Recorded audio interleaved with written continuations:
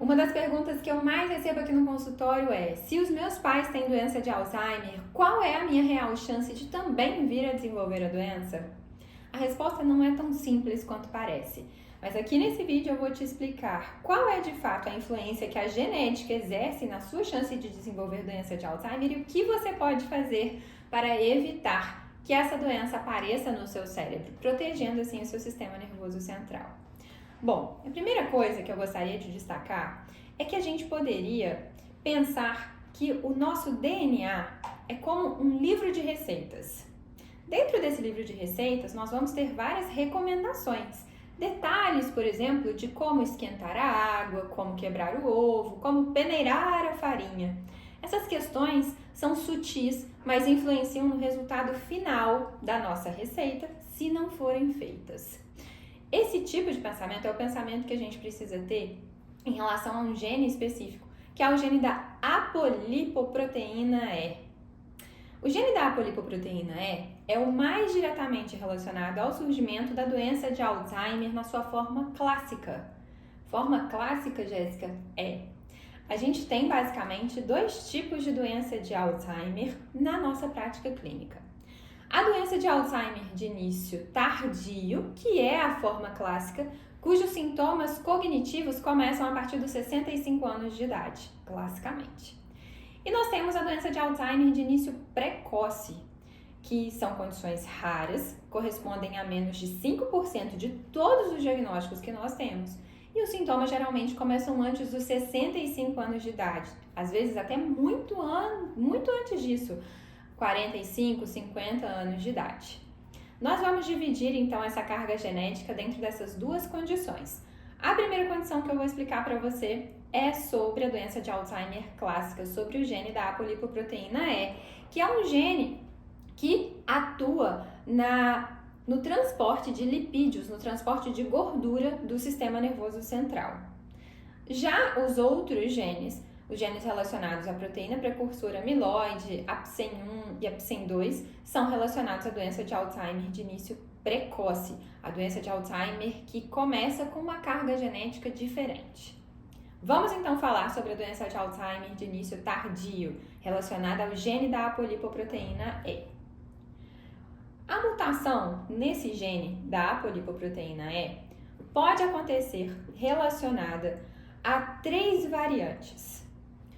A primeira variante, que é uma variante neuroprotetora, relaciona-se a uma isoforma da apolipoproteína E, chamada ETA2. A ETA2 ela é presente num pequeno percentual de pessoas e ela é protetora contra a doença de Alzheimer. A segunda isoforma do gene da apolipoproteína E é relacionada ao gene ETA3. O ETA3 ele é neutro, ele é indiferente.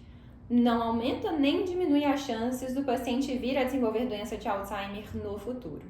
E a terceira isoforma é a ETA4. Essa sim, está presente em torno de 15% da população e pode aumentar as chances de vir a desenvolver a doença de Alzheimer.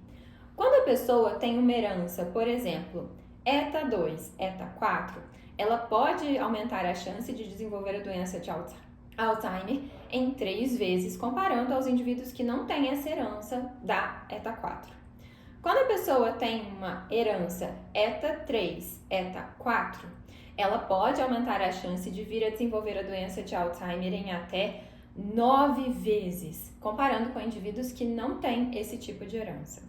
E quando a pessoa tem uma herança relacionada à homozigose da ETA4, ou seja, ela tem uma herança ETA4, a gente pode falar que esse indivíduo pode ter um aumento expressivo nas chances de vir a desenvolver a doença de Alzheimer, que variam de 14 até 18 vezes a mais em comparação com as pessoas que não têm essa isoforma.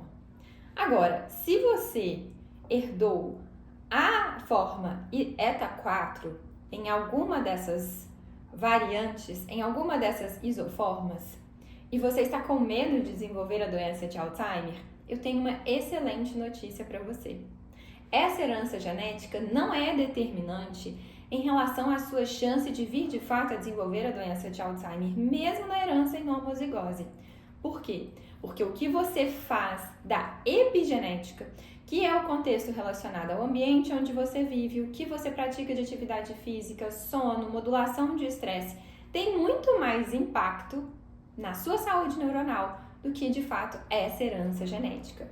Então, no final do vídeo eu vou mostrar quais são as estratégias que comprovadamente podem reduzir significativamente a sua chance de vir a desenvolver doença de Alzheimer. Agora, existe então a condição genética autossômica dominante, que é a doença de Alzheimer de início precoce. Essas mutações genéticas relacionadas ao gene da pré-senilina 1, ao gene da pré-senilina 2 e ao gene da proteína precursora amiloide alteram drasticamente a forma como a proteína beta-amiloide vai se agrupar no sistema nervoso central. Se você ainda não sabe o que é a proteína beta-amiloide, fique tranquilo. Eu vou fazer um pequeno resumo agora, porque ela é a principal proteína errada que se acumula no nosso cérebro quando o paciente tem doença de Alzheimer. O próximo vídeo é justamente falando sobre a fisiopatologia da doença de Alzheimer. E se você ainda não sabe o que é uma demência de fato, assista ao primeiro vídeo aqui do meu canal, que é justamente onde eu faço essa introdução sobre perda de memória, domínios cognitivos e todos esses outros aspectos. A herança autossômica dominante desses 3 genes que eu acabei de citar relacionados à doença de Alzheimer de início precoce, eles têm sim um impacto mais significativo no surgimento da doença. Mas, mesmo assim, dependendo da condição epigenética desse indivíduo, os seus hábitos de vida podem impactar para retardar o início da doença de Alzheimer. O que nós mais temos na população não são essas formas precoces autossômicas dominantes, mas sim o gene relacionado à apolipoproteína E. Então, uma coisa importante que nós precisamos entender é que estes exames, exame de sangue inclusive, que faz o painel genético da doença de Alzheimer, ele não é indicado para a população geral. Por quê, Jéssica? Por que a gente não deveria todo mundo fazer esse tipo de teste genético? Porque a mutação no gene da apolipoproteína E, por exemplo, não é um fator determinante de surgimento da doença de Alzheimer, como eu acabei de falar. E muitos indivíduos, às vezes, fazem um teste metabólico, avaliam que tem mutação no gene da apolipoproteína E e ficam tão impressionados com isso que acabam desenvolvendo comorbidades, ansiedade, depressão relacionado ao medo de vir a desenvolver a doença de Alzheimer. Várias pessoas já me perguntaram, Jéssica, você não tem medo de desenvolver Alzheimer? Porque a minha história toda, falando sobre Alzheimer, começou com a história da minha avó. Isso é papo para um outro momento. E eu sempre respondo da mesma maneira. Eu foco no que eu tenho controle. Se eu herdei alguma condição genética favorável ao desenvolvimento da doença de Alzheimer, eu estou caminhando na direção oposta. Praticando atividade física, tomando cuidado com o meu sono, organizando a minha rotina para que eu consiga ter uma rotina menos estressante e mais produtiva, reduzindo o consumo de açúcar, por exemplo. Estes são os fatores que, de fato, impactam na redução do risco de desenvolver a doença de Alzheimer, mesmo que eu tenha herdado uma condição genética. Então, se eu herdei ou não, isso eu não tenho controle, mas eu tenho controle se eu posso ou não manifestar esses genes, que é o relacionado à apolipoproteína E, e é o que a gente sabe que, de fato, é a definição da epigenética. Agora vamos a um ponto científico. Hoje, nós temos uma estimativa de que existem no mundo 50 milhões de pessoas vivendo com demência. Desse número, 80% são pacientes com doença de Alzheimer. A projeção para 2050 é que nós tenhamos 3 vezes mais pessoas com demências, ou seja, toda família vai ter pelo menos um indivíduo com doença de Alzheimer, se a gente for parar para pensar que é raro que a gente tenha famílias com indivíduos com mais de 60 anos de idade que não sejam compostas por pelo menos 4 a 6 pessoas. Um ponto importante é que a gente poderia reduzir esse número quase pela metade com 14 estratégias. A cada 4 anos, a comissão do Lancet, que é uma das maiores revistas científicas da parte médica, atualiza fatores que de fato estejam ligados ao surgimento da doença de Alzheimer. Em 2024 aconteceu a última atualização. E essa atualização mostrou que 14 fatores de risco impactam no desenvolvimento de demências. São esses fatores de risco: menor nível educacional relacionado às pessoas, por exemplo, que não têm o ensino médio concluído antes dos 20 anos de idade. Hipertensão arterial sistêmica, deficiência auditiva, tabagismo, obesidade, depressão, sedentarismo, diabetes, baixo contato social. O quanto que isso impactou, né, gente? Na pandemia, por exemplo, quantos que os idosos evoluíram com comprometimento cognitivo porque ficaram isolados socialmente. Tamanho era o nosso medo do desfecho dessa circunstância toda. Consumo excessivo de álcool, aí um adendo é que não existe dose segura de álcool no sistema nervoso central. Traumatismo crânioencefálico, então as pessoas que praticam atividades, né, físicas, por exemplo, ao longo da vida, com traumas na cabeça, determinados esportes como pugilismo, futebol americano, ou as pessoas que por algum motivo tiveram traumas recorrentes, isso acontece muito com etilistas, inclusive, né, que caem e batem a cabeça de forma recorrente, isso aumenta a chance do desenvolvimento de demência. Poluição do ar, poluição atmosférica, perda visual e aumento do LDL, que é o colesterol ruim. Esse aumento do LDL, inclusive, está relacionado com essa possibilidade de mutação na apolipoproteína E, que está relacionada ao metabolismo de lipídios, ao transporte de lipídios no nosso corpo e também no sistema nervoso central. Além desses 14 itens, a gente pode expandir um pouco mais o nosso raciocínio, levando em consideração outros fatores. Fatores relacionados à motivação e à espiritualidade. Existem no mundo as chamadas zonas azuis. Zonas azuis são as áreas do globo onde as pessoas vivem mais, com mais lucidez. Não significa que ela chegou aos 100 anos com perda total da sua autonomia ou com um prejuízo cognitivo. Pelo contrário, elas chegam, se tornam centenárias, mas se tornam centenárias mantendo a sua autonomia. Essas áreas do globo, relacionadas às pessoas que vivem mais e vivem melhor, têm hábitos relacionados a 9 estratégias. Que estratégias são essas? Eu estou falando sobre essas estratégias porque essas estratégias podem ser as ferramentas cruciais para que você, por exemplo, não venha desenvolver doença de Alzheimer.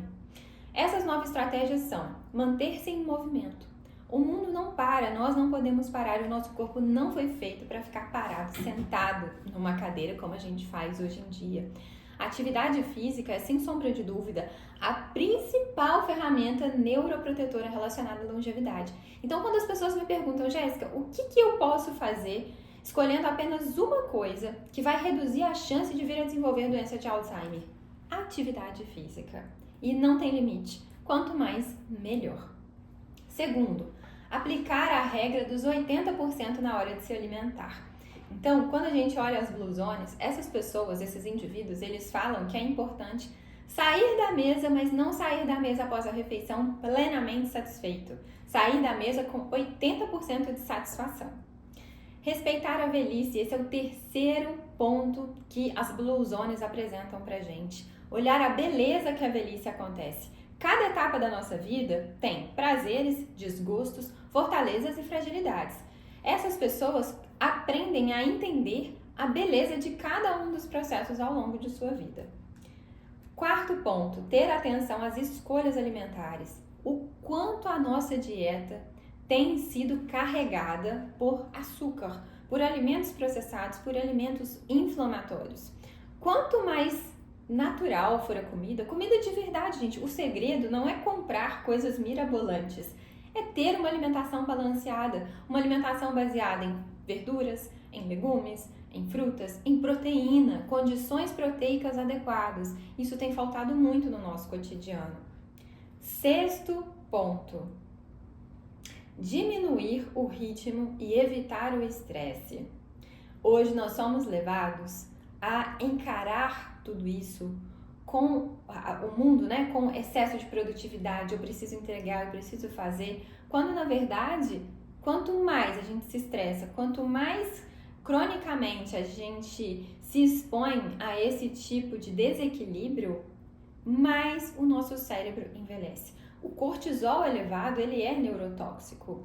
Eu pulei para o sexto, mas na verdade eu pulei, né, o quinto item. O quinto item é muito importante, que é manter vínculos com familiares e amigos. Vínculos sociais saudáveis, vínculos sociais com pessoas que de fato estão ao nosso lado nos melhores e nos piores momentos de nossa vida. Então o sexto era esse de diminuir o estresse. O sétimo é espiritualidade. A fé, ela tem o poder de fazer a pessoa se tornar mais resiliente e cuidar melhor de si mesma. Isso é o que vários estudos, inclusive, mostram. As pessoas que elas têm mais fé, elas têm mais senso de gratidão em relação à vida, elas entendem que existe um senso de propósito, de coerência em relação a tudo que acontece na vida delas. E elas também entendem que é importante se cuidar para que elas consigam servir a comunidade. E fazendo um gancho, o oitavo item dessas estratégias é justamente viver em comunidade, servir, escolher uma forma pela qual a minha ação seja útil ao próximo. Assim eu tenho um senso de pertencimento. Mesmo que essa pessoa não viva com os filhos, com os parentes mais próximos, se ela vive numa comunidade, se ela se insere ali e ela tem um senso de propósito bem definido, ela entrega ações para aquela comunidade, ela sabe que ela vai fazer falta. E o nono item é ter e cultivar o senso de propósito, que é justamente isso, o sentido da vida. Por que eu estou aqui? Já que eu estou aqui, por que não entregar a minha melhor versão? Por que não conversar com as pessoas demonstrando o que eu aprendi? Às vezes, o que eu acho que é trivial é a resposta que um jovem está esperando, é a resposta que alguém que vive próximo a mim está esperando. Então, gente, resumindo, a genética não é o fator mais importante relacionado ao desenvolvimento das demências, principalmente da doença de Alzheimer. Você pode atuar e muito de forma precoce para evitar o surgimento da doença de Alzheimer. Nós sabemos hoje que a doença de Alzheimer começa com um quadro de neuroinflamação que pode ter tido um gatilho há 20 anos antes da perda de memória de fato se manifestar. Muito do que acontece ali por volta dos 40, 50 anos do indivíduo vai levar ao desenvolvimento da demência por volta dos 70 anos de idade. Então, o quanto antes a gente conseguir instituir na nossa família rotinas que sejam neuroprotetoras, melhor. A prevenção do Alzheimer, como eu gosto de falar, começa dentro da barriga da mamãe. O bebê que está ali sendo bem nutrido, que ele recebe um equilíbrio em relação ao estresse durante a gestação da mãe. O bebê que nasce tem ritmo de sono, que consegue priorizar, fazer atividade física, se alimentar bem, vai se tornar, uma pessoa que vai ter esses hábitos envolvidos no seu cotidiano. Uma pessoa que ela consegue buscar, trabalhar com prioridades e sabe que a sua saúde é algo inestimável, ela vai conseguir ter uma longevidade com mais lucidez, como eu gosto de falar. O foco é sempre no que eu tenho controle. Eu tenho controle em relação a se eu vou ou não fazer atividade física, eu tenho controle em relação ao que eu vou comer ou não, eu tenho controle ao meu horário de dormir, eu tenho controle em relação ao tempo que eu vou utilizar tela ou não. Então, foque no que você tem controle, não deixe o medo te paralisar se porventura você já fez um exame e viu que você tem alguma mutação no gene da apolipoproteína E. Para fechar, se você gostou desse conteúdo, se inscreva aqui no canal e ative as notificações. Me conta aqui nos comentários se você já sabia dessa associação entre genética, epigenética e doença de Alzheimer. E o mais importante, se você deseja aprender mais sobre a complexidade das demências, sobretudo da doença de Alzheimer, clique no link que está aqui na descrição desse vídeo para participar da formação integrativa em Alzheimer. Lá você vai ter acesso à lista de espera para abertura da próxima turma. Te vejo em breve e o nosso próximo vídeo vai ser sobre a fisiopatologia da doença de Alzheimer, como essa doença de fato acontece.